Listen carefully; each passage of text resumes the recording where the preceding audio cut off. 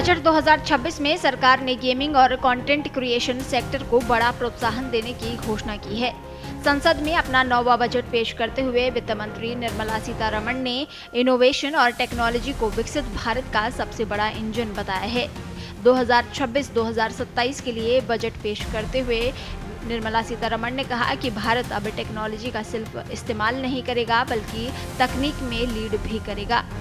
वित्त मंत्री सीतारमण ने साफ किया कि तेजी से बढ़ती क्रिएटर इकोनॉमी और एवीजीसी यानी एनिमेशन, विजुअल इफेक्ट्स, गेमिंग और कॉमिक्स इंडस्ट्री को संगठित समर्थन दिया जाएगा।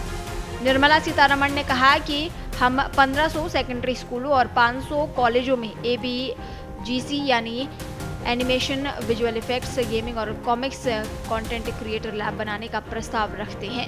साथ ही इंडस्ट्री कॉरिडोर के आसपास 5 यूनिवर्सिटी टाउनशिप भी बनाई जाएंगी। दरअसल सरकार इस सेक्टर को रोजगार, स्किल और डिजिटल इनोवेशन का नया केंद्र बनाने की तैयारी में है।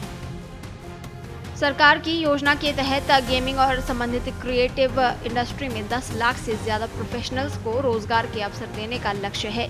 इसके लिए ट्रेनिंग और प्रैक्टिकल लर्निंग पर फोकस किया जाएगा ताकि युवाओं को इंडस्ट्री रेडी स्किल मिले। कंटेंट और गेम डेवलपमेंट को करियर विकल्प के रूप में मजबूत करने की दिशा में कदम उठाए जा रहे हैं। इन लैब्स में छात्रों को game design, animation, visual effects और डिजिटल कंटेंट प्रोडक्शन की आधुनिक ट्रेनिंग दी जाएगी। डिजाइन एजुकेशन को बढ़ावा देने के लिए नए नेशनल डिजाइन स्कूल भी खोले जाएंगे। इससे क्रिएटिव और टेक्निकल डिजाइन स्किल को संस्थागत समर्थन मिलेगा। बजट में एआई और नई डिजिटल तकनीकों को भी कंटेंट और गेमिंग सेक्टर के लिए महत्वपूर्ण बताया गया है। बेहतर इंटरनेट कनेक्टिविटी और डिजिटल इंफ्रास्ट्रक्चर पर बड़े निवेश की योजना रखी गई है। बेहतर इंटरनेट कनेक्टिविटी और डिजिटल इंफ्रास्ट्रक्चर पर बड़े निवेश की योजना रखी गई है, जिससे ऑनलाइन कंटेंट और गेमिंग इकोसिस्टम को मजबूती मिलेगी। साथ ही मैन्युफैक्चरिंग को बढ़ावा देने के कदमों से जरूरी उपकरण और टेक टूल्स अधिक सुलभ और किफायती होने की उम्मीद है। गेमिंग स्टार्टअप्स और छोटी कंपनियों की मदद के लिए 10,000 करोड़ का फंड बनाया गया है। सरकार खुद के भारतीय चिप्स और टेक्नोलॉजी बनाने पर जोर दे रही है, जिससे गेमिंग हार्डवेयर सस्ता और बेहतर होगा।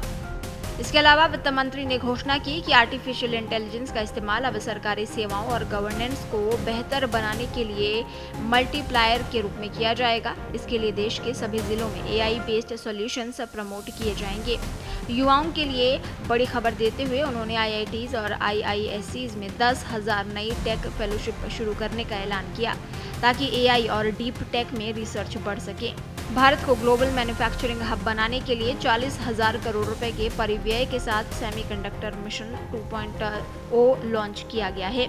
सरकार ने एडवांस मैन्युफैक्चरिंग के लिए एक नई पॉलिसी का प्रस्ताव रखा है, जो खासतौर पर डीप टेक, रोबोटिक्स और एआई स्टार्टअप्स को इंसेंटिव देगी। हेल्थ सेक्टर में तकनीक को जोड़ने के लिए 10,000 करोड़ रुपए की बायो फार्मा शक्ति योजना भी शुरू की गई है, जिससे डिजिटल हेल्थ केयर सिस्टम मजबूत होगा। देश दुनिया की ताज़ा खबरें और वीडियोस के लिए अभी डाउनलोड करें पत्रिका ऐप।